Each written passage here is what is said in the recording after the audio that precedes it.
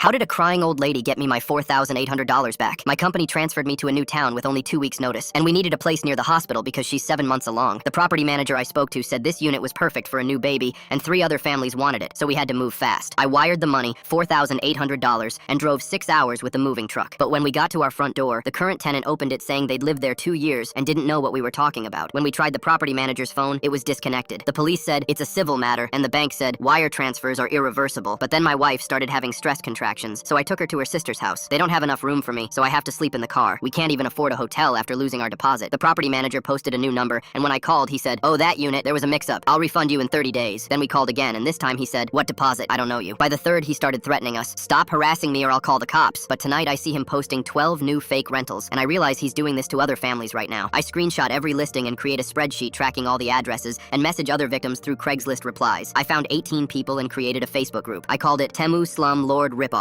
We all coordinate to ruin every showing he has. I schedule viewings for every property, then show up asking to check water pressure and measure rooms. One time I bring my homeless friend from the shelter, pretending he's an inspector checking for mold, and when the property manager shows a real family a house, I loudly ask, "Is this the unit where that family died?" Because the smell never really goes away, right? The family leaves immediately. The property manager texts me, "What do you want?" And I say, "My money plus everyone else's." He texts back, "I don't have it. I needed it for something important." But that's not my problem. So after one showing, I follow his car. He drives to a house where I see an older woman who lives there alone. They eat lunch together on the porch, and I notice a foreclosure notice taped to the door. She's crying while he holds her, so I go to the courthouse and pull records showing 3 mortgages in her name, all signed by him as power of attorney. This man scammed his own mother and is trying to use us to fix his mistake. The foreclosure date is in 10 days. I go back to the house after he leaves and knock on the door. The mother answers, asking if she can help me. I say I'm looking for her son about an apartment, and she lights up saying, "Oh, you must be one of his tenants. He's such a good boy and started his own rental business to help save my house." But then he comes to the door and his face goes white. He tells his mom to go inside, but she says, "Don't be rude, invite them in." That's when I reveal the truth. Actually, I'm not a tenant. He stole $4,800 from me. She looks at me like I grew a second head. I show her my phone with a Facebook group and messages from homeless families and pictures of kids sleeping in cars. She sits on the porch steps asking, "The money for my house, it's from these people?" When he tries to explain, she stands up screaming, "You made children homeless for my house?" She slaps him across the face saying, "Your father would be ashamed." I'm ashamed. Then turns to me asking how many families he hurt, and when I say 47, she looks sick. She tells him, "You return every penny today," but he says he can't because he already paid the bank. "Then you'll get it back, sell your car, watch, everything you own. You fix this or I'm driving you to the police station myself." The mother calls me that night telling me to bring anyone he hurt to her house at 9 a.m. 12 of us show up to find him sitting with a shoebox full of cash. He sold his car and maxed out credit cards, selling everything valuable. His mother stands behind him like a prison guard, making him look each victim in the eye while paying each of us back.